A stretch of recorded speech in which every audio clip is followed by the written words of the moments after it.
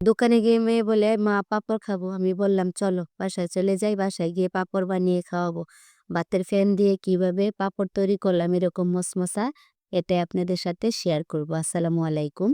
আমি ভাতের মাড় দিয়ে আজকে পাঁপড় তৈরি করব। এজন্য নিয়ে নিয়েছি ভাতের মাড় ২ গ্লাস। এরকম গ্লাস দিয়ে ২ টা গ্লাস নিয়ে নিয়েছি।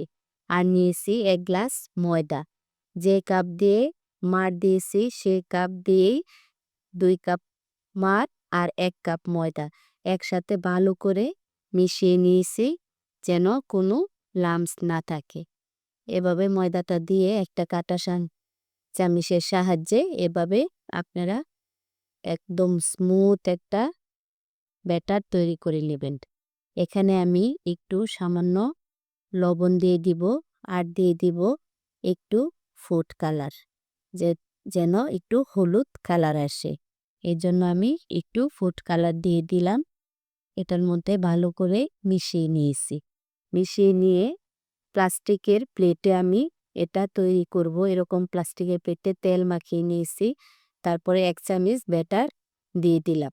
দিয়ে এভাবে একটু ঘুরিয়ে উপর দিয়ে কয়েকটা কালো জিরা ছিটিয়ে দিয়েছি যেন খেতে খুবই মজা হয়, এজন্য কালো জিরা দিয়েছি।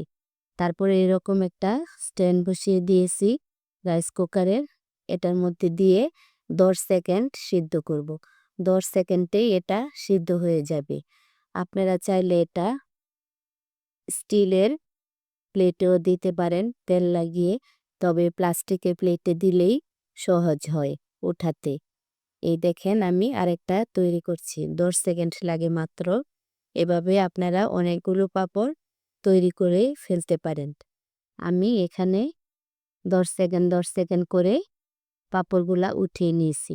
দেখেন প্লেটটাকে এভাবে আমি একদম উল্টো করে নিয়েছি। তারপরে আস্তে করে এভাবে একটু দিলেই খুলে যাবে। এটা দেখা যায় ছিঁড়ে যাবে কিন্তু ছিঁড়বে না। এটা এরকমভাবে সুন্দর করে উঠে আসবে।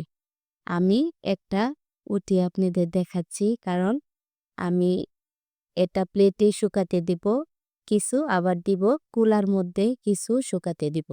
এজন্য এরকম পাতলা পাতলা হয়েছে।